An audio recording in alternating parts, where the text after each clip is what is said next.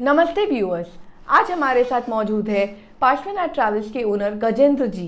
राजस्थान में पैदा हुए और 18 साल की उम्र में परिवार से दूर खाली हाथ काम की खोज में अहमदाबाद आए गजेंद्र जी आज एक बहुत ही जाने माने बस ऑपरेशंस बिजनेस के ओनर है। इनका ये सफ़र आसान नहीं था, मगर कहते हैं ना, इंसान को अगर जुनून है तो वो कुछ भी कर सकता है। तो आइए जानते हैं कैसा रहा गजेंद्र जी का सफ़र, इनका कुछ कर दिखाने का जुनून कैसे उनको यहाँ तक लेकर आई, और बहुत सारी इंटरेस्टिंग बातें खुद गजेंद्र जी से। नमस्ते सर, कैसे हैं आप? जी, एकदम फाइन, बहुत अच्छा। हमारे show the untold stories of bus operators में बहुत बहुत स्वागत है आपका। जी, वेलकम वेलकम मैडम। तो सर, इससे पहले हम आपके काम के बारे में, पार्श्वनाथ ट्रैवल्स के बारे में बात करें, हम आपके कुछ अर्ली लाइफ के बारे में जानना चाहेंगे। जी जी जी। कहाँ आप बड़े हुए, आपका बचपन कैसा रहा? जी, मेरा बर्थ उदयपुर राजस्थान से है। काफ़ी पुअर फैमिली थी हमारी। 6 इयर्स की एज में जब हमको फर्स्ट टाइम हमारी मदर हमें एक स्कूल में एडमिशन दिलाने गई थी, लेकिन हमारे पास फीस के पैसे नहीं थे मदर के पास में। वो मुझे सीन याद आता है आज भी कि जब हमारी मदर जो है वो प्रिंसिपल को ऐसे गिड़गिड़ा रही थी कि भाई आप मेरे बच्चे को एडमिशन दे दो, मैं बाद में फ़ीस भर दूंगी, लेकिन वो कि भाई हम नहीं कर सकते, स्कॉलरशिप दे दो, ऐसा एक सीन याद आता है। तो हमारी समस्या रोज़ होती थी, वही घर पे जो जनरल समस्या थी उस समय। फादर थे वो काफ़ी बहुत ही गुस्से वाले थे, और हर बात के साथ में कुछ भी अगर हम डिमांड करते तो वो हमारे साथ में अच्छा व्यवहार नहीं करते थे, क्योंकि जब आदमी के पास पैसा नहीं होता है तो वो कहीं न कहीं तो अपना क्रोध निकालता ही निकालता है। तो जब भी ऐसे प्रॉब्लम आती थी, ऐसे करते करते 2-1 साल तो हमने और निकाले। जब 12-13 साल की एज हो गई हमारी, तो हम अपने जुनून को नहीं रोक पा रहे थे कि भाई ये ज़िंदगी तो हम नहीं जी सकते, और हमें कुछ करना है, बस कुछ करना है। वो हमने ठान लिया। फिर हमारी वहाँ पे मेरे फादर की ट्रांसपोर्ट थी, तो मैं स्कूल 7 से 12 जाता और 1 बजे वहाँ जाके बैठ जाता था। तो उस समय वहाँ देखता था, मैं किसी आदमी कोई भी हेल्प चाहिए तो मैं कर देता था उसकी। तो वो मुझे 5 पैसा 10 पैसा कोई भी काम की हेल्प करता था, लेकिन पैसा मांगता नहीं था मैं किससे। इधर हम स्कूल में पढ़ते थे तो पढ़ने में तो मन लगता नहीं था, क्योंकि भूख एक ऐसी चीज़ होती है कि वो पढ़ाई वढ़ाई सब छोड़ देती है। और घर पे जाएँ तो जब सब पूरे घर की स्थिति देखते थे तो बड़ा, लेकिन पूरे परिवार में मैं एक ऐसा जुनून वाला था कि मैं किसी चीज़ को कंप्रोमाइज़ करना सीखा ही नहीं बाई बर्थ से। एक दिन हमें यह भी याद है कि एक रक्षाबंधन का दिन था, तो हमने कहा क्या करेंगे। तो हमारे मामा जी की वहाँ उदयपुर में मंडी में दुकान थी इनकी किराने की। तो हमने मामा जी को बोला, मामा जी मुझे को 1 बोरी तुम नारियल दे दो मेरे को उधार में। तो हंसे थे जोर से, तू करेगा क्या नारियल को। मैं कहा आप दे दो यार, मैं आपको शाम को पैसा दे दूंगा। तो उन्होंने मुझे 1 बोरी नारियल दिया। मैं तो शायद 10 रुपये की कोई वो एक बोरी आती थी उस समय। उनकी दुकान के बाहर ही मैंने एक बारदान बिछाया और नारियल की बोरी खोल के बैठ गया। रक्षाबंधन के दिन शाम तक मैंने 2 बोरी नारियल बेच दिए। तो उनको तो मैंने उनके 20 रुपये दे दिए और 40 रुपये मैंने कमा लिए। तो अपने को तो ऐसा लगा यार अपन 40 रुपये कमा सकते हैं, एक दिन में 40 रुपये, उसमें तो मेरे लिए बहुत हो गया। मैं तो शाम को घर पे गया एक रईस की तरह, और मेरी सिस्टर से मेरा बहुत अटैच है, बड़ी वाली से। तो मैंने उसको बोला, मैं कहा आज बोल तेरा क्या चाहिए। तो वो हंसी थी, बोले अरे मैं कहा चिंता मत कर, आज 40 रुपये कमाए अपन। यहाँ से थोड़ा सा और आगे चले तो उस समय हमने देखा था वहाँ पे कि एक मद्रासी लोग बिजनेस करने आए। वो मद्रासी इंस्टॉलमेंट में बिजनेस करते थे। मैं भी चल पड़ा उसके साथ साथ लारी के।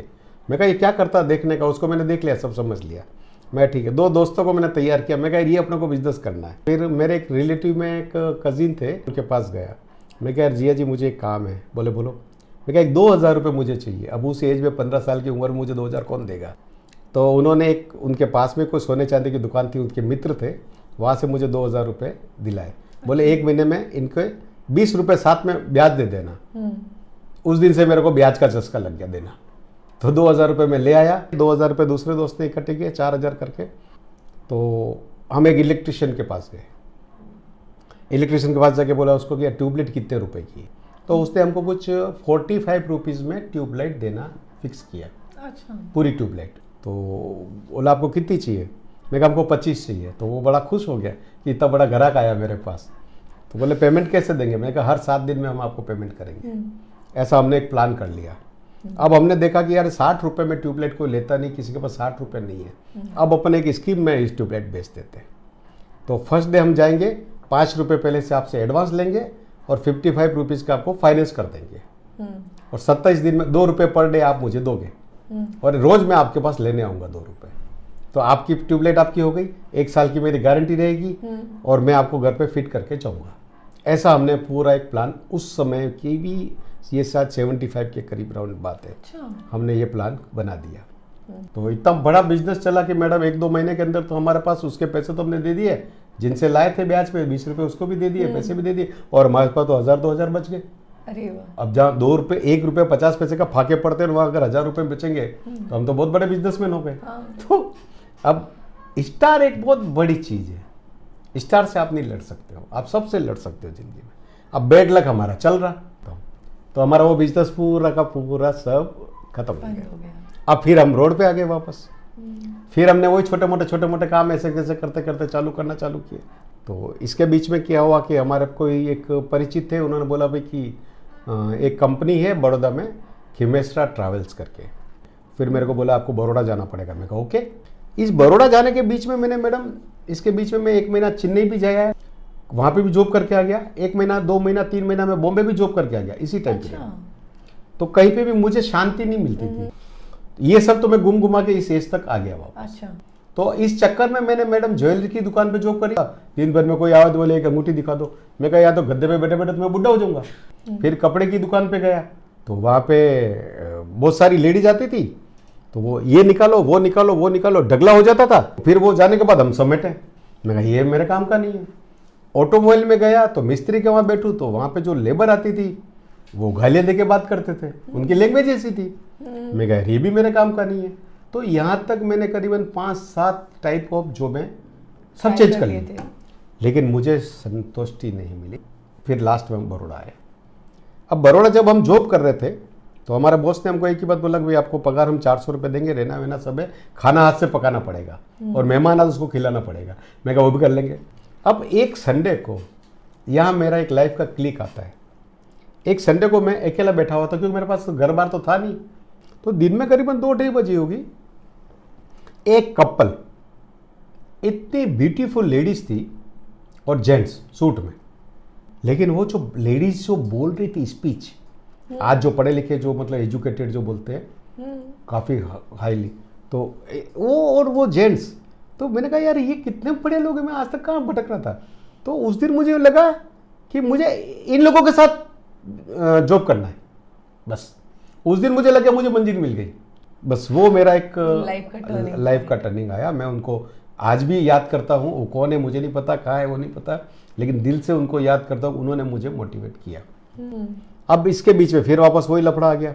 जब हमारे बॉस जो बैठे थे वहाँ पे, वो कुछ गड़बड़ घोटाले करते थे, तो हमने अपनी रिपोर्ट बॉस को ऊपर दे देते थे। तो अब इसके बीच में हमारे वो खटपट हो गई, जो जॉब छोड़ के वापस रिटर्न उदयपुर हो गए, क्योंकि हमारी कुंडली में जॉब लिखा ही नहीं है। इसके बीच में फिर हमारे पास एक फ्रेंड और आया, हमारे एक साहब के पास ले गया।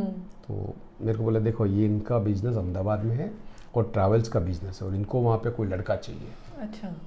तो तू जाएगा? मैं क्या जाएगा, मेरे को तो आप बोलो अमेरिका जाना, लंदन जाना, जहाँ जाना पर उदयपुर नहीं रहना। ट्रैवल का काम आपको ऑलरेडी पसंद आया हुआ था? और ट्रैवल्स का काम मुझे ऑलरेडी पसंद आया होता। अब रात को गए सेठ जी के घर पे, वो सेठ जी इतने बड़े लंबे चौड़े, बोले आपको अहमदाबाद जाना पड़ेगा। मैं कहा जाएंगे सर। पगार क्या लोगे? मैं कहा सर पगार क्या करनी है? तो बोले फ्री में काम करोगे? मैं कहा हाँ जी। हम आपको 400 रुपये देंगे। 400 रुपये देंगे? मैं कहा ठीक है सर, चल जो आप देना, आपकी मर्जी है जो देना। तो बोले ठीक है, कब जाना है? मैं कहा जब आप बोलो। बोले कल सुबह। मैं कहा चले जाएंगे। इसके करीबन आप देखो 81 की बात होगी, 80 से 81 में आते हमारे जो बॉस के जो पार्टनर थे, तो उन्होंने हमारे बॉस की जो पार्टनरशिप थी वो सब खत्म कर दी, डिसॉल्व, वो तो चले गए। अब मेरे बॉस बोले गजेंद्र जी संभालो ऑफिस। मैं कहा संभालेंगे। तो जैसे जैसे कोई भी ग्राहक आता था हम उसको गाड़ी देते थे। तो देते देते हालत ये हो गई हमारी कि अहमदाबाद के अंदर हमारी कंपनी का एक नाम हो गया। उस समय उस फर्म का नाम था कर्नावट ट्रैवल्स। अच्छा। तो हमारा बॉस तो उदयपुर ही रहते थे, मैं अकेले ही था। तो पूरा दिन में ही संभालता था, आरटीओ में जाना, ये जाना वो जाना। तो धीरे धीरे पूरा मार्केट में ऐसी हवा हो गई कि कोई भी काम कराना हो ट्रैवल्स वाले का तो गजेंद्र भाई को पकड़ लो। रात को 12 बजे हो या 2 बजे हो, जो नहीं होगा वो ये कर देगा। अच्छा। हाँ, तो मेरे में भी ताकत आने चल गई। इधर हमारे घर का पूरा खर्चा मेरे ऊपर था। यहाँ तक कि 82 के अंदर मेरे ब्रदर ने शादी करी, उसका पूरा खर्चा मैंने उठाया। तो 10 साल तक तो मैं मैडम अपने परिवार को पालता रहा। इसके बीच में हमारा काफ़ी यहाँ पे अच्छा एक सर्कल बन गया। कस्टमर मेरे से हैप्पी होते थे, जिनके पास बसें होती थी वो भी हैप्पी होते थे। तो ऐसे करते करते मैडम ये हम आए 84 तक आ गए। अब काम का जुनून ऐसा था, एक दिन रात को हमारे ड्राइवर आके बोलता है साहब मैं नहीं जाऊँगा। सुबह 5 बजे उसको कहीं एक ग्रुप लेके जाना था, और ड्राइवर ने मना कर दिया मैं नहीं जाऊँगा। रात को घड़ी बज रही 12:30। मैं कहा ये ऐसा कैसे हो सकता, तुम नहीं जाओगे? बोले जो करना है करो, ये चाबी लो। मैं कहा ये तो नहीं हो सकता। फिर कैसे भी करके रात को बाजार से कहीं एक हायर करके ड्राइवर लेके आया। मैं कहा यार ये बिजनेस करना तो अपने को बस चलाना सीखना पड़ेगा, ये तो अपनी मजबूरी का कोई फ़ायदा उठा, ये मेरे से नहीं पॉसिबल नहीं है। तो उस दिन से मैं लग गया बस सीखने पे, ड्राइवर बन गया, लाइसेंस लिया है। मैं अब मुझे कौन मजबूर कर सकता है? जो बिजनेस करना उसका पूरा एक्सपर्ट बनना चाहिए, ऐसा मेरा जुनून था। तो मैं गाड़ी चलाना भी सीख गया। मेरे बॉडी में एक ऐसा जुनून था कि मुझे कुछ करना, बस मुझे कुछ करना, मुझे कुछ करना है, कुछ भी करो करना है। पैसा मिले नहीं मिले, पैसे के पीछे मैं कभी नहीं भगा। काम करूंगा पैसा तो मिलेगा। हाँ, जब मेरा आत्मसम्मान मैं नहीं काम नहीं करूंगा। मैं काम करूंगा अपने ढंग से करूंगा, अपने वट से करूंगा, अपनी इज्जत से करूंगा, और न किसी से लूंगा और न खोटा काम करूंगा। कोई गलत काम मैं नहीं करूंगा, तो मेरे प्रिंसिपल में नहीं है। अब हम आते हैं आपको 84 में। 84 आते आते हमारे बॉस जो थे वो हमारी कास्ट के थे। उनको भी लगा कि इस बेचारे गरीब की कहीं शादी वादी करवा देवे। तो उनकी एक रिलेटिव में कोई एक लड़की ढूंढ भी ली उन्होंने, और सब प्लान कर लिया। तो मुझे एक दिन उदयपुर बुलाया, बोले आप उदयपुर आ जाओ। तो मैं उदयपुर चला गया। मैं कहा साहब अगर मैं आपके यहाँ नौकरी करता हूँ और अभी आप मेरे को, मैं शादी कर लेता हूँ, चलो कर ली, और आपकी नौकरी प्राइवेट की है और कल आपने मुझे निकाल दिया। तो सरकारी नौकरी में तो पेंशन मिलती है, लेकिन प्राइवेट में तो पेंसिल मिलती है। तो सर आगे मेरे बच्चे साइकिल पे, पीछे मेरी पत्नी, मैं ऐसे ही एक्टिंग करी। मैं कहा साहब तो मंदिर घूमता फिरूंगा, ए माई रोटी दे दे, रोटी दे दे। तो मैं कहा साहब मेरे को शादी नहीं करनी है। तो उन्होंने कहा कि नहीं आपको क्या चाहिए, आपको अहमदाबाद में फ्लैट दे देंगे, बिजनेस करा देंगे, ये करा देंगे। वो सब प्री प्लान उनका बना करके बैठे होते हैं। मैं कहा साहब नॉट फॉर सेल। वहाँ से चले, फिर अब अहमदाबाद में वापस आ गए। आकर के हमने कहा यार क्या करें अब ये तो फिर हमने, हमारे वो जो एक दोस्त आते थे वो मेरे से डील करते थे। तो मुझे लालच भी बहुत जनों दिया गया था कि यार एक काम कर, इसमें 10 पैसा तेरा रख ले, 25 पैसा तेरा कमीशन रख ले। मैं कहा नॉट फॉर सेल। लेकिन अंदर पैसे की तो जरूरत होती है मैडम सबको, हम करें तो क्या करें। तो फिर हमारे एक जो आते थे, मैंने कहा वो बोले कि काम कर, अपन एक बस ले लेते पार्टनरशिप में, ठीक है, और वो बस तू ही चलाएगा, यहीं पे तेरी ही चलेगी, तेरा ऑफिस है, कमीशन काटेगा और जो प्रॉफिट आएगा तो अपन दोनों कर लेंगे। तो ऐसा करके मैं ठीक है ओके। तो हम दोनों मिलके एक बस लिया है 4 लाख रुपए में। उसमें कुछ 2 लाख का फाइनेंस था और 2 लाख देने थे। तो मैंने कहा भैया एक काम कर, तू पैसे तू लगा, मैं तेरे को धीरे धीरे, मेरे पास अभी 20,000 है, 30,000 है, 10,000 है, ऐसे करते करते मैं उसको थोड़े थोड़े पैसे जो ये मैं एक्स्ट्रा कमाता था उससे से मैं उसको, मैं समझा यहाँ सेविंग हो रही है मेरी। तो ऐसे करीबन मैंने 60,000 रुपये उसको उस गाड़ी में शेयर दिया। गाड़ी हमारी बहुत अच्छी चल रही थी। अच्छे मतलब उसका जो इंस्टॉलमेंट था वो आराम से निकल रहा था। और तब हम और जोश में आ गए। एक गाड़ी के मालिक भी वो इंटरनल, और एग्रीमेंट भी हमारे नाम पे था। तो हमको तो और अब इस ट्रैवल में हमको तो और नशा आ गया कि बिजनेस तो ट्रैवल का ही करना था। तब तक हमारा बिजनेस करने का हमारा दिमाग में कुछ भी नहीं था। किससे करेंगे? 2000 की तनख्वाह में कहाँ से बस लाएंगे? तो एक बस के साथ हमारे ये शेयरिंग में काम चल रहा था। तो मैंने कहा चलो ये अपने रोजी रोटी और पर्सनली अपने को 1,500 रुपये महीने के 2 एक्स्ट्रा मिलेंगे अपने को। ये चला। अब मैडम जब हम इतनी मेहनत करें तो हमारे अंदर जुनून भी बढ़ गया। तो एक बार हमारे जो बॉस आए तो फिर मैंने उनको ये प्रपोज, मैंने कहा साहब क्या मैं ज़िंदगी भर आपके यहाँ नौकरी ही करूँगा? तो बोले कोई तकलीफ है? मैं कहा साहब तकलीफ तो बहुत है, फिर तो ये मेरी ज़िंदगी यही निकल जाएगी, बुढ़ापा भी, जवानी बुढ़ापा सब खत्म हो जाएगा, ये 2000 में तो मेरा क्या होगा साहब? तो आप मेरे बारे में कुछ सोचो। तो शेठ जी ने एक डायलॉग मार दिया कि गजेंद्र जी आपको पता है? मैं कहा नहीं। मैं आपको जो 2000 रुपये तनख्वाह देता हूँ उसमें मुझे 2 जने मिलेंगे। मैं कहा 2 आदमी ढूंढ लेना। ऐसे करके महीने 2 महीने निकाले बाद मैडम दिल फट गया, जुनून चढ़ गया कि जो होगा देखा जाएगा। आप 5 साल पहले भी तो आए थे, फिर वापस एक नया दौर करते हैं। तो फिर एक दिन मैंने उनको कह दिया, मैंने कहा सेठ जी अपने बोले अपना हो गया टाइम पूरा और मैं इस तारीख को जॉब छोड़ रहा हूँ।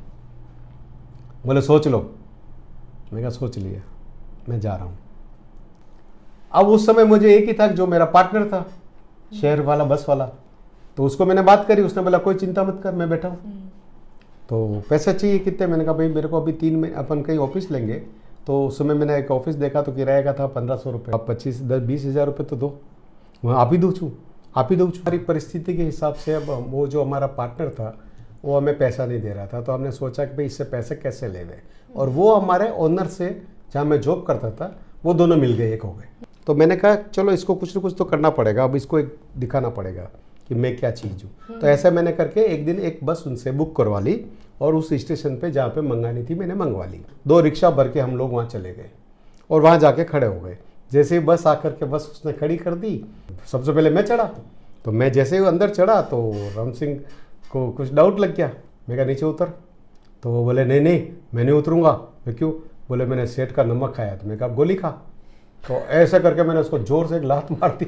वो गेट के बाहर उतरा बाहर और मैं जिन ड्राइवर को लेके गया था उसको मैंने बैठ गाड़ी पे, स्टेरिंग पे बैठ, और गाड़ी लेकर के हम रवाना हो गए बस। अब जैसे हम बस लेकर रवाना हुए तो वो जो दूसरी बस इनकी एक और खड़ी हुई थी, तो वो 3-4 ड्राइवर हो गए। अब आप देखो सुबह 7 बजे अहमदाबाद में एक बस आगे, उसके साथ में मेरे पास बाइक थी, बुलेट थी, और 2 रिक्शे भर के हमारे जो मित्र थे, और उसके पीछे एक बस और। ऐसे हम रेसलिंग कर रहे हैं अहमदाबाद। और हमारा प्लान था घुमा घुमा के ताकि वो गाड़ी कहीं मिस हो जाए, उनको पता नहीं पड़ेगा हम बस कहाँ ले। तो वहाँ ले जा करके बस को हमने, और वहाँ ले जाके ड्राइवर को बोला भाई अंदर तू डाल दे, ऐसे अंदर सोसाइटी के पीछे रख दी बस हो गई सेफ। और अब वो तो पागल हो गए। वो अच्छा वो गांव का सरपंच था यहाँ पास में, तो उसका तो पूरा गांव उसका। अब हमने सोचा कि ये लोग हमारे ऊपर कुछ भी करेंगे, हमला करेंगे। तो ऑटो वाले तो मेरे दोस्त ही थे वो। अब देखो ना हादसा कैसे होता रात को। उस ऑटो में मैं बैठ करके बैग लेके नारायणपुरा थाने में चला गया। अब मुझे नहीं पता कि वो पहले से सब नारायणपुरा थाना में बैठे मेरे लिए। वो कम से कम 100 जन है, पूरा थाना घेरा हुआ और अंदर पीएसआई के साथ में वो बैठे हुए और बातें कर रहे थे, साहब ऐसा हो गया ना ऐसा हो गया ना, वो गुंडा मेरी बस उठा के ले गया ना, आप उसको पकड़ लाओ, ये पकड़ लाओ, वो पकड़ लाओ। तो मैंने, ऑटो वाला जो था वो मेरा दोस्त था, मैं कह यार देख अगर मैं आधे घंटे नहीं आऊँ तो सीधा ऑटो लेके वकील साहब के पास चले जाना, इतना करना बस। बोला ठीक है भाई चिंता मत करो। अब मैं तो अंदर गया, एक हाथ में पेपर लेके, आप लाइव देखोगे तो सीन। तो मैंने कहा साहब ये मेरी फरियाद। तो उसने जैसे ही पढ़ी और जो तो खड़ा हो गया, और साहब जिसको ढूंढ रहे हो वो तो यही है। मतलब पिक्चर वाला सीन हो गया। बोले होता यही है, आप कहाँ ढूंढ रहे हो? तो वो अंदर से एक पीस आया, बड़ी बड़ी मूंछों वाला, यूं लंबा चौड़ा। चलो अंदर आ जाओ। मैं आज फंस गए। अब जाते बैठाते ना वो पीएसआई तो अपनी पुलिस की भाषा बोले, गालियाँ। मैं कहा साहब गाली मत दीजिए, जो बात करनी बात कर, मैं फरियाद दाखिल कराने आया हूँ। अगर मेरे खिलाफ फरियाद है तो मुझे अरेस्ट कर लो। फरियाद कराए कहाँ से? बस मेरे नाम पे थी, ये तो मुझे पता था। मैं कहा सब जब फरियाद नहीं था मुझे कैसे? तो वो दादागिरी कर रहा था वो। तो बोले नहीं तू गाड़ी कहाँ से ले गया? गाड़ी ले। मैं कौन सी गाड़ी, किसकी गाड़ी? मैं जानते ही नहीं हूँ, मुझे जान का खतरा है। इन लोगों ने मुझे धमकी दी, तो मैं तो आपको फरियाद दाखिल कराना कि ये लोग मुझे मार रहे हैं और मैं अकेला हूँ साहब। तो वो पुलिस वाला शौक हो गया। वो उनको क्या बोले, ये अकेला छोरा है 20 साल का और तुम पूरा गाँव हो, इसकी हिम्मत को दाद दो। रात को 1 बजे मैडम करीबन 2 गाड़ियाँ आई। जैसे गाड़ी की आवाज़ ही मैं कहा आ गए। जैसे ही वो लोग अंदर आए, आते ही वो जो मेरे वकील साहब थे, पहली बार देखा ऐसा ही हूँ, सीधे अंदर आए। मिस्टर ड्यूटी पर छो? हाँ। फटाफट कपड़े पहने कि साला कोई इनको तोप आई है, ऐसा करके उसको। तो वकील साहब हमारे बड़े पावरफुल थे ना, तो ऐसे चलो बाहर आओ। लेकिन 1 घंटे बाद वापस आया।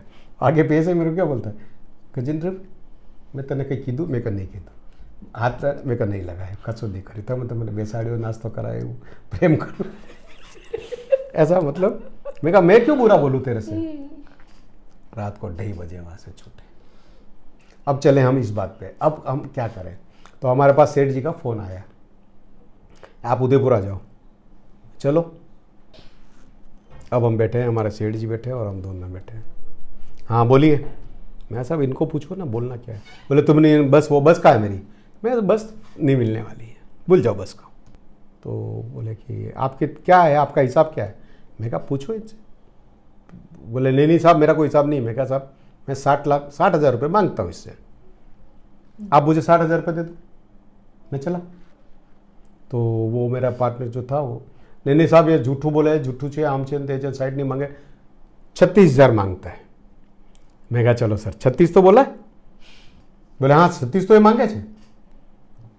मैं कहा लाओ 36 लाओ, आप 36,000 मुझे दोगे तो आपको बस मिलेगी 24 घंटे बाद, बाकी नहीं मिलेगी। बाकी आपको जो ताकत है कर लो, मुझे नहीं चाहिए, मुझे तो मेरा पैसा चाहिए। सेकेंड डे फिर हमको 36,000 मिले। फिर हमने कहा जाके वहाँ से बस ले लो, यहाँ से अब हम आ रहे हैं। अब 36,000 आ गए, अब धंधा करना है। धंधा तो यही करूँगा, तो ट्रैवल का ऑफिस खोलूँ। तो बैठ गया वापस आके घर पे, तो नाम क्या रखें? तो बहुत सोचा, तो डर ऐसा, तो मैंने कहा नाम ऐसा रखो जिस पे साला कुछ हो ही नहीं। तो मैंने कहा यार मैं गंगा रखूँ, ट्रैवल रखूँ, ये रखूँ सब। मैं कहा पार्श्वनाथ भगवान है, उस पर कोई शक नहीं हो सकता है और उस पर कोई नज़र नहीं लग सकती है। मैं पार्श्वनाथ रख देते हैं। तो उस समय यहाँ पे हमारे एक मित्र थे, उनकी पार्श्वनाथ ट्रैवल थी जो टूर्स का काम करते थे और मैं उनको बसें देता था। अच्छा। कस्टमर तो सब मेरे थे, तब तक भी सब मेरे थे। तो उन्होंने कहा गजेंद्र जी एक काम करो, आप मेरे साथ यहाँ बैठ जाओ। तो मैंने कहा चलो ठीक है, ये भी अपने खर्चा बचा और अपने को ऑफिस भी नहीं लेना है, उनके ऑफिस में एक सीट पे बैठना है। तो हम वहाँ बैठ गए, हमने एक फर्म चालू कर दी, उनकी थी पार्श्वनाथ ट्रैवल। मैंने कहा अपनी पार्श्वनाथ ट्रैवल एजेंसी, एक बोर्ड लगा दिया और ये हमने यहाँ पे हमारी पार्श्वनाथ ट्रैवल का शुभारंभ कर दिया। ये हमारे यहाँ से पार्श्वनाथ ट्रैवल स्टार्ट हुई। ओपनिंग करी धूमधाम से, करीबन 400-500 आदमी को आइसक्रीम खिला दी। तो सबको मालूम पड़ गया भाई गजेंद्र बैठे बैठे। तो बुकिंग पे बुकिंग, मतलब इतना बिजनेस करता था, पूरी रात गाड़ियाँ, पूरी रात दौड़ता था। अब हमने सोचा कि क्या करेंगे, तो चलो एक आधी कुछ गाड़ी ले लेते हैं। अब हमारे एक मित्र महोदय आए, तो उनके पास 2 बसें थी। तो एक रात को हम बैठे थे, हम उनके साथ ड्रिंक ले रहे थे, वो अंकल के साथ। अंकल के मेरे ऐसी दोस्ती थी थे तो अंकल मेरे दोस्त के फादर थे, लेकिन वो मेरे साथ ज़्यादा बैठते थे। मेरे बोले गजेंद्र भाई, हाँ गजेंद्र भाई नहीं बोला, ए गजेंद्र। मैं कहा हाँ बोलो सब। तो मेरी बस ले ले। मैं ले किससे ले रहे, किससे ले? तू मेरी बस ले लेना बस। तो मैंने कहा साहब मेरे पास तो 5 रुपये नहीं, आप बस खरीदने की बात करें। बोले वो सब मैं इंतजाम कर दूंगा, तेरे जेब में कितने पैसे पड़े? मैंने कहा साहब 100 रुपया। बोले लास्ट 100 रुपये दे। मैंने उनको 100 रुपये दे, बोले बस तेरी। और 100 रुपये तो शगुन का होता है। हाँ वही बस तेरी, बेड पे एक पी, पिया खाया, घर जा, कल बात करेंगे। मैं कहा साला ये कैसा संभव है? मैंने कहा मजाक कर रहे हैं अंकल यार, दारू पी लिया ज़्यादा। आ गए, दूसरे ने बुलाए, बोला आ जा, देख भाई इसकी कीमत है 2,50,000। ठीक है सर, अब देख तेरे को पैसे तो देने हैं। तो उन्होंने कहा देख मैं ये वीसी उठा लेता हूँ और ये वीसी के पैसे तू भर देना बस में से, हर महीने जो भी आवे। मैं ठीक है सब भर देंगे। दूसरे दिन वो तो गए और ये ले टीटी फॉर्म पे साइन, बस हो गई अपनी। ऐसे हम पहले बस के मालिक बने। अच्छा। अब पहली बस बने तो फिर दूसरी बस भी ले ली ऐसी। यहाँ से हमारी पार्श्वनाथ ट्रैवल एजेंसी चली। तो ये हमारा बिजनेस था टूर्स का। अब हम आते आते 88 पे आए। 88 पे आते आते हमको लगा कि अब ये बिजनेस जो है ये धीरे धीरे बिजनेस कम होता जा रहा है। अच्छा। टूर्स का, क्योंकि धार्मिक तो बंद होते जा रहे हैं। हाँ। और उस समय पॉइंट टू पॉइंट का बिजनेस स्टार्ट हुआ, डेली सर्विस जिसको बोलते हैं। तो फिर हमारा इसके बीच में हमारे ब्रदर को हम 85 में यहाँ ले आए थे, छोटे ब्रदर को। तो उसको बोला यार कि तू एक काम कर, तू ये संभाला। हुआ कि हम किसी काम से जयपुर गए। तो जयपुर जाके हम होटल में बैठे थे, तो वहाँ 2 बस ओनर बैठे गप्पे मार रहे थे, ऐसी बातें करते। बोले यार गजेंद्र जी एक काम करो यार। बोले, मैंने कहा बोलो। कि यार अपने जयपुर अहमदाबाद बस चलाते हैं। मैं चलाते हैं। तो बोले ठीक है एक काम करते हैं, देखो यहाँ से हम बुकिंग कर देंगे, लेकिन हमको वहाँ से बुकिंग कौन करेगा? मैं कहा मैं करूँगा। बोले ठीक है। और दूसरे नंबर डेली सर्विस का ये एक बिजनेस स्टार्ट हुआ। तो बस आई, अब हमने जितनी ऐड करी। अब मैडम फर्स्ट डे एक पैसेंजर हुआ, वो भी एक जेके का सेल्समैन था। तो मैं अब उस पैसेंजर को मिलने गया, मैंने ड्राइवर को बोला 100 रुपये रेट थी, मैं कहा देखो ये 100 रुपये ले लो, इन हमारे पैसेंजर को आप रास्ते में खाना खिलाओगे और आराम से लेके जाओ, वो पैसेंजर नीचे उतर जाए। बोले नहीं साहब नहीं, आप गाड़ी कैंसिल कर दो, मैं तो ट्रेन में चला जाऊंगा, एक सवारी के लिए आप गाड़ी बेच रहे हो क्या? अरे मैं कहा मेरी इज्जत का सवाल है, एक सवारी है तो गाड़ी तो जाएगी कम से कम। मैं कहा देखो साहब आप प्लीज़ रिक्वेस्ट, मैं हाथ जोड़ के उसको, तो बोले साहब आप बंद कर दो, कैंसिल कर दो, ये कर। मैं कहा वो नहीं हो सकता है, एक सीट में गाड़ी जाएगी भेजिस। तो वो जेके कंपनी को उसने जाकर के जो बोला, तो जेके के जितने भी कस्टमर, जो भी यात्री, इनके जो सेल्समैन मार्केटिंग वाले, वो सब पार्श्वनाथ के अलावा बस वो बोला पार्श्वनाथ में जाने का है। साला एक बस में एक सीट में गाड़ी भेजता है। ऐसे करते करते मैडम हम करीबन 15-20 दिन तक गाड़ी को चलाया। हाँ, इसके बीच की कहानी में ये भी आया ट्विस्ट कि वो 1 साल जो निकला कर्नावट ट्रैवल्स, जहाँ मेरा जन्म हुआ, वो बंद हो गई और वो जो मैनेजर साहब थे अपने बोरिया बिस्तर उठा के राजस्थान चले गए। अब ऑफिस बंद पड़ी थी और अपनी नज़र उसी पे थी। जुनून ये था कि ये ऑफिस चाहिए अपने को। तो वो मांगीलाल जी करके उनका नाम था। मैं कहा यार मांगीलाल जी आप एक काम करो, वो सेठ जी मुझे तो ऑफिस देंगे नहीं, आप वो ऑफिस खरीद लो, उसका 2 लाख का आप मेरे से इंटरेस्ट ले लो, मैं आपको हर महीने किराए के रूप में इंटरेस्ट दे देता हूँ, फिर अपन देख लेंगे। और उसको ऑफिस को खरीद लिया। आकर के मेरे को बोला ये लो चाबी। मैं कहा चलो। अब सर 26 जनवरी 86 मुहूर्त सुबह रखा, 10-11 बजे का। दोस्तों को बुला लिया। अपने को तो इतना जो मन में जो खुशी होती ना, यार जहाँ नौकरी कर रहे वो ऑफिस को अपन ने भले किराए पे, लेकिन है तो है। और वहाँ कर्नावट का बोर्ड हटा करके वो दीवार वाला पिक्चर वाला सीन था, अमिताभ बच्चन वाला, वो बोर्ड हट के और हमारा बोर्ड लग गया। तो माला वाला लगा के ना, तो हम ऑफिस खोल के बैठ गए। जैसे ही 3 बजे मैं ऑफिस बैठा, तो वो मेरा जो सर्वेंट बैठा हुआ था, तो मैंने गाड़ी में, अभी एक ही जुनून था अपने को, डेली सर्विस की गाड़ी बननी, तो चार्ट देखा तो गाड़ी में मेरी 40 सीट हो गई। तो मैंने कहा ये क्या हुआ? बोले वो एजेंट ने मांगी 8, वो एजेंट ने मांगी 3, 40 सीट हो गई। 35 सीटर गाड़ी, 5 केबिन में। तो जो एजेंट था मैंने उसको घंटी करी। मैं कहा भाई ऐसा आज ही ऐसे कौन सा वो हो गया यार? बोले आप कौन से नशे में? क्या हुआ? बोले ट्रेन बंद हो गई, कि हिंदुस्तान पाकिस्तान का युद्ध का कहीं हुआ है तो ट्रेन बंद हो गई। अच्छा। तो ट्रेन बंद हो गई तो सब कैंसिल हो गए। अब उस दिन जो देखा 26 जनवरी को, तो मैंने कहा भैया अपन तो आज़ाद हो गए आज। तो गाड़ी में रात को हिसाब बनाया, 40-100 रुपये की रेट थी, तो 4000 का वाउचर बना। 4000 में से कमीशन काट के मुझे करीब 3500 रुपये मिले, तो मुझे 1700 देने, 1700 कमा लिए। अब अपना तो डबल जान आ गई। मैं घाटे को नहीं देखता हूँ, मैं जो कमाया उसको देखता हूँ।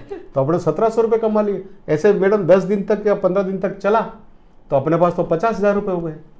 तो 15-20 हज़ार का जो घाटा था वो तो चला गया, और 15,000 और आ गए, तो डबल हो गया। ऐसे ये मैडम हमारी पार्श्वनाथ ट्रैवल को हमने चलाया, और ये पॉइंट टू पॉइंट पे हम आए। आपने अपनी लाइफ में बहुत सारे उतार चढ़ाव देखे हैं, बहुत सारी मुश्किलों का सामना किया, मगर आपकी मुस्कुराहट कभी आपने जाने नहीं दी अपने चेहरे से। आपका क्या सीक्रेट है? आप कैसे कोई भी स्ट्रेसफुल सिचुएशन को हैंडल करते हो? ये स्ट्रेस जब भी कोई ऐसा आता है, अच्छा, ना मुझे उसमें पत्नी चाहिए, ना बच्चे चाहिए, ना फैमिली चाहिए, पारिवारिक कुछ नहीं चाहिए, मुझे आप एकांत में छोड़ दीजिए। और उस समय मैं स्मोकिंग करता था, आज नहीं करता हूँ। तो फिर मैं ऐसे अकेला बैठ करके, चाहे छत पे बैठूँ चाहे कमरे में बैठूँ, आंखें बंद करके, उस समय मैं अपने आप को एक अलग स्टेज पे ले जाता हूँ, मेंटल को, और सैटेलाइट कनेक्शन करने की कोशिश करता हूँ मेरे गॉड से, जिनको मैंने देखा नहीं, कि भाई मैंने ऐसा क्या हुआ। तो सुबह से जैसे मेरी जो भी दिनचर्या हुई, उठा, ये किया, ये किया, ये किया, ये किया, इसमें मैंने कहाँ कोई ऐसी गलती कर दी जिस कारण से, या गलत बोला कि जिस कारण से स्ट्रेस हुआ, और ये हुआ तो इसको कैसे हैंडल करूं। तो मैं उस समय अपने सैटेलाइट पे ऐसे ही खाली, फिर मैं स्टार्ट से एंड तक का पूरी पिक्चर को ब्रेक देखता हूँ, break break break break break, एक एक सीन को। यहाँ पे लग जाता कि हाँ मैंने गलत था, तो मैं गॉड को बोलता हूँ यार गलती होगी, सॉरी, माफ़ कर दो। और अगर गलत नहीं हूँ और सामने वाले ने गलती किया है, छोड़ दो। अब दूसरी बार मेरा ऐसा नहीं होगा। जो मैं आज सीखा हूँ, ये मेरे स्ट्रेस से वापस मैं मुक्ति पा लेता हूँ। अच्छा, मुझे किसी की कोई आवश्यकता नहीं है। कुछ संगीत का शौक है, तो उस समय मुझे एक लाइट म्यूजिक चाहिए, तो उसके लिए वही गाना आता है, ये दौलत भी ले लो, ये शोहरत भी ले लो, मुझे छीन लो मेरी, मुझे अकेला छोड़ दो। एक पिक्चर आई थी द डर्टी, विद्या बालन की। हाँ, अब वो 2.5 घंटे की पिक्चर देख करके हम उसमें से क्या लाए? हम सिर्फ 2 शब्द लाए, जब उसको लास्ट में पूछा गया कि लाइफ इज, तो उसने एक ही बोला, life is entertainment, entertainment, entertainment. हम ये 3 शब्द लेके आ गए, पूरी पिक्चर में हमें कोई लेना देना नहीं है। तो क्या सीखा कि लाइफ में आप किसी भी समय एंटरटेनमेंट में रहो यार, सीरियस होने की आवश्यकता नहीं है, कुछ नहीं मिलना है। रोगे लोग और रुलाएंगे, तो हर समय अपने चेहरे पर मुस्कुरा, मैं लूट जाऊंगा तो भी हंसूंगा, मुझे कोई, हाँ लेकिन अंदर मैं इतना स्ट्रांग हूँ कि जिस दिन मौका मिला मैं आपको जवाब दे दूंगा, और 20 साल बाद भी दूंगा। वो मूवी नहीं है कि 20 साल बाद वो मेरी हो जाती है, जवाब मिल। तो जैसा कि हम जानते हैं पार्श्वनाथ ट्रैवल्स काफ़ी सक्सेसफुल है, मगर ये भी कहा जाता है कि अगर हम सपने देखना छोड़ दें तो बढ़ना छोड़ देते हैं। क्या सपने आप देख रखे हैं पार्श्वनाथ ट्रैवल्स के लिए? मैडम मेरा ड्रीम एक ही है कि जहाँ से मैं आया, जिससे मुझे कोई नहीं जानता था, मुझे सब आदमी जानने चाहिए। करेक्ट, बेस्ट में बेस्ट सर्विस मैं दूं, मेरा कस्टमर मेरे से सेटिस्फाइड होना चाहिए। राइट। मेरा ये ड्रीम है। मुझे पैसे से कोई इतना लगाव नहीं है कि एक आदमी का होता है पैसा ही कमाना और एक का होता है नाम कमाना। तो मैं तो सोचता हूँ कि जब मैं इस अहमदाबाद में आया था तो मैं एक अकेला था। तो आज मेरा ड्रीम यही है कि मैं जब भी कभी अगर कोई मंदिर जाता हूँ या भगवान को याद करता हूँ, मैं शुद्ध नास्तिक आदमी हूँ, लेकिन कभी भी अगर याद कर लेता हूँ तो उससे एक ही प्रार्थना करता हूँ कि मेरे से किसी का बुरा नहीं हो। और एक मैं अहमदाबाद में अकेला आया था, मैं ज़्यादा से ज़्यादा लोगों को रोजगार दूँ। गरीबी मैंने अच्छी तरह से देखी है, तो मैं किसी को देखता हूँ तो मेरा उस समय पूरा कांप जाता है। तो मैं भी सोचता हूँ इसकी मैं क्या मदद कर सकता हूँ। मेरा एक ही स्लोगन होता है आज की डेट में भी, कोई भी लड़का या लड़की ऐसी स्थिति में बोलता बेटा तू कंप्यूटर सीख ले, इंग्लिश सीख ले, 2 चीज़ आ गई तो तू भूखा नहीं मरेगा, और 2 चीज़ की फीस मैं भर देता हूँ तेरी, लेकिन तू सीख ले। आप उन कुछ लोगों में से एक हो जो समय के साथ बदलने में बिलीव करते हो, और आप इंडस्ट्री में कुछ भी नया आए तो उन्हें ट्राई करने में आपका नाम जाना जाता है। जैसे कि कोविड के टाइम पे जो नई सोशल डिस्टेंसिंग वाली सीटों वाली बसेस, फिर बसेस में फ़्लाइट के जैसा ट्रैवल एक्सपीरियंस देने का जो है, बसेस में एक कैमरा लगवाना। सो आपको क्या मोटिवेट करता है अपने पैसेंजर्स को कुछ ना कुछ नया देने का? क्या सक्सेस मंत्र है आपका? मैडम यही है कि हर समय आपको ये होना चाहिए कि मैं अपनी इंडस्ट्री को नया क्या दूं। नंबर 1, कस्टमर क्या चाहता है। तो हमने शुरू से एक ही पॉलिसी वापरी कि हम अपने आप को ऐसा बनाएं कि हमारा कस्टमर हमारे पास ही रहे। तो अब इसको जब हमने स्टार्ट किया था तो हमने 2x2 से स्टार्ट हुआ था ये बिजनेस। 2x2 में आते आते 2004 के अंदर हमको लगा, 2001 में, कि भाई कुछ चेंज करें। तो हमने क्या किया कि स्लीपर बना दी बस, फुल स्लीपर। एक हमारी बस के अंदर 30 स्लीपर बना दिए और हमने उसको अहमदाबाद से जयपुर स्टार्ट किया। तो आप देखिए जब हम ओपनिंग करने गए तो जयपुर में 4 मिनिस्टर आए थे ओपनिंग करने के लिए। अच्छा। और वो अंदर सो करके यूँ देख रहे कि ऐसी बस बनती है क्या। और सुबह पेपर में हेडिंग क्या थी, ट्रेन रोड पे। तो हमारी तो ऐसी इमेज हो गई मैडम कि गुजरात राजस्थान गवर्नमेंट हमारे साथ हो गई कि यार ऐसी बसें आप बनाओ जो हमको टूरिस्ट के डेवलप होगा, टूरिस्ट डेवलप होगा। अब एसी लाओ, उस समय नॉन एसी थी। तो हमने कहा 2005 में हम एसी बस बनाते हैं, तो इसको एसी में कैसे कन्वर्ट करें। तो हमने ये सोचा कि हमने एक काम करते हैं, हम इसको बस को half AC half non AC बना देते हैं। ये एक नया प्रोजेक्ट लिया है। तो धीरे धीरे फिर एसी पे आ जाएंगे ऑटोमेटिकली। तो हमने ये प्रोजेक्ट चालू किया। तो कुछ लोग 8-10 मिलते थे एसी के, 20 तो नॉन एसी के आ जाते थे। तो हमारा बैलेंस चला। अब जो नॉन एसी में बैठता था वो एसी वाले को यूं नजर से देखता था, और यार ये तो रईस आदमी है, ये कितना का फर्क है, 50 रुपये, चल मेरे को भी एसी में दे दे। तो वो भी धीरे धीरे एसी में कन्वर्ट होने लगे। तो 2005 से हमारी ये चली। फिर हमने 2005 के अंदर ही एक बस पूरी एसी बना दी। तो वो बस में तो हमारे लाइन लगने लगी, क्यों लगने लगी। यहाँ से हम स्टार्ट हुए, एसी पे आ गए 2x2 पे, और स्लीपर और सीटिंग चलती थी वो भी हम आ गए। अच्छा 100% प्रोजेक्ट सक्सेस हो गया। अब उस समय 2005 के अंदर इंडिया में एक कंपनी आई, राज एक्सप्रेस। अब हमको फिर एक नया आदमी मिला, बॉम्बे का ओनर है, राज एक्सप्रेस करके था, और उसने 50 वोल्वो बस लाया एक साथ। इंडिया को चेंज करने वाला इस पॉइंट टू पॉइंट सर्विस का पायनियर बोल दो, भीष्म पिता बोल दो, इंडिया का मालिक बोल दो। और बस के अंदर जो दिया उसने, हाँ, हर हेडफोन एक 3D करके चश्मा आया था उस समय, 3D का चश्मा, और साथ में आपको ब्लैंकेट। अच्छा। एक नया चलन। तो आप देखिए उस समय जो हमारी एसी बस थी वो हमारी 200 रुपये में हम चलते थे, और वो भाई साहब ने बस लॉन्च करी अहमदाबाद से नाथद्वारा की, एग्जाम्पल है, और बॉम्बे से नाथद्वारा की, सिन्हा जी की। हाँ। तो अहमदाबाद से नाथद्वारा के रेट क्या, 500 रुपये टिकट है उसकी बस में, और आप देखो 45 फुल। तो हमारे को तो आग लग गई कि हम 20 साल जक मारा क्या। और उसने वाइट एंगल करके सैटेलाइट पे एक बिल्डिंग है वहाँ ऑफिस लिया, कोई पिकअप नहीं करेगी, और हम पूरे शहर में पिकअप कर रहे हैं, वहीं से चलेगी वहीं आएगी। 150 रुपया 100 रुपया पैसेंजर रिक्शा देके वहाँ बैठने जा रहा है हमारा पैसेंजर, और 500 रुपये टिकट दे रहा है, और वापस उतर के 150 में जा रहा है, और हमको 250 देने में मर रहा है। इसका मतलब क्वालिटी आपको नया देना पड़ेगा। अच्छा, राज एक्सप्रेस ऑनलाइन पूरा, अब ऑनलाइन को समझता नहीं था, और उसने पूरा ऑनलाइन, नो टिकट। और हमारे पास तो कंप्यूटर थे नहीं, हम तो हाथ वाला है, पूरी इंडिया हाथ पे थी। 15 गाड़ी चल रही, 15 चार्ट। फिर कंप्यूटर वाले को बुलाया, सिखा इनको, सिखाया, चलाना सिखाया। अब ये हम तैयार हुए। फिर हमने सिन्हा जी में उसकी एजेंसी ली, एजेंसी लेके बुकिंग करने का तरीका देखा, कैसे होता है कैसे नहीं होता है, सब हमने भी सीख लिया। तो हमने कहा अब हम ट्रेंड हो गए हैं। यहाँ से मैडम हम 2007 में ऑनलाइन हमने स्टार्ट किया। तो ऑनलाइन की जब टिकट आती थी ना, वैसे ले जाता वही, वो ले जाके वो घर पे फ़ोटो लगाता था कि एयरलाइंस की टिकट है। बस की टिकट हाथ की कैसे बनती थी पता है आपको, और ऑनलाइन तो कंप्यूटर पर निकल रही है, ऐसा मतलब जोक हो गया एक इंडस्ट्री के लिए। हमने एक ही बात कही, देखो आज तो तुम करोगे तो शौक से करना पड़ेगा, और कल मजबूरी से आना पड़ेगा। आपको कोई भी नई चीज़ आई है तो उसको स्वीकार करना पड़ेगा। ये जो हमारा एक सोच है, नई चीज़ को स्वीकार करो। आज शौक से करोगे, कल मजबूरी में आपको लेना पड़ेगा। अब नया क्या लावे, एयर होस्टेस, बस होस्टेस लाओ यार। फ्लाइट में एयर होस्टेस हो सकती है, बस में होस्टेस क्यों नहीं हो सकती? फिर ये नहीं, इस पे चले। तो मैडम 2 ही 4 होस्टेस तैयार कर दिए, अच्छा खासा खर्चा कर दिया, दोनों को रेडी कर दिया और लगा दिया।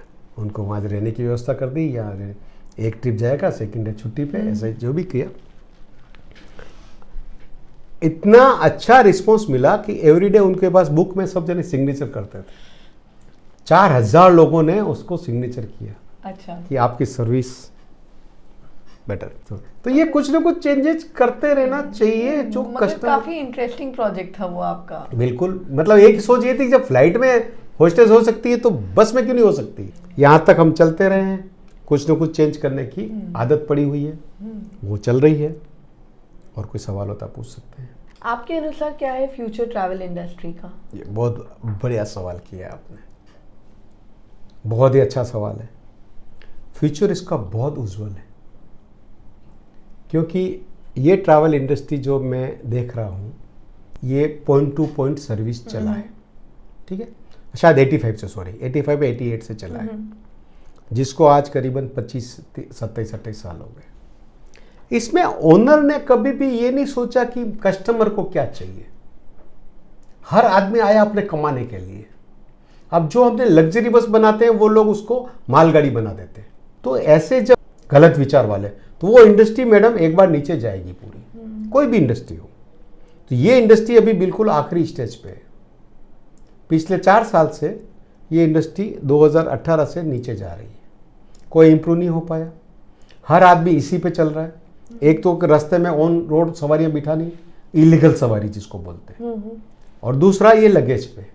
तो दोनों ही काम हम नहीं करते। हो सकता है हमें उसमें बहुत तकलीफ पड़ती है, फाइनेंस हमें नहीं मिल पाता, इतना हम प्रॉफिट नहीं कमाते जितना वो कमा रहा है, लेकिन वो इंडस्ट्री नीचे ले जा रहा है। अब इसके 2 बेनिफिट भी हैं। इस कंगार पे पहुंचने में क्या हुआ, सबसे बड़ा बेनिफिट कि ये जो पब्लिक थी नीचे वाली, ये नीचे वाली पब्लिक ओनर जो था वो खत्म हो गया, क्योंकि आप वो सर्विस तो दे नहीं सकते हो, और जो आप दे रहे हो उससे आपका कलेक्शन नहीं बैठता है। तो ये इंडस्ट्री अभी बिल्कुल नीचे जा रही है। इसका ये आखिरी साल है 2022, अगर इस इंडस्ट्री की बात करते हो। लेकिन 22 के बाद अब जो इसमें से बचेगा वो बचेंगे 25 मैक्सिमम 40% ओनर, जो क्रीम है और जो ट्रैवलिंग वो प्रॉपर टूरिस्ट बस को पैसेंजर को ले जाना चाहते हैं, वो कस्टमर वापस उसके पास आ रहा है और आएगा, लेकिन वो इतने ही बचेंगे।